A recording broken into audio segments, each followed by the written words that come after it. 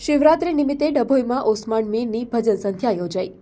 APMC મેદાન ખાતે મોટી સંખ્યામાં નગરજનો શિવભક્તિમાં લીન થયા હતા। ધારાસભ્ય શૈલેષભાઈ મહેતા સહિત મોટી સંખ્યામાં લોકો જોડાયા હતા। કલાકાર ઓસમાન મીર અને આમિર મીરે શિવ ભજનના સૂર રેલાવી સૌને મંત્રમુગ્ધ કર્યા।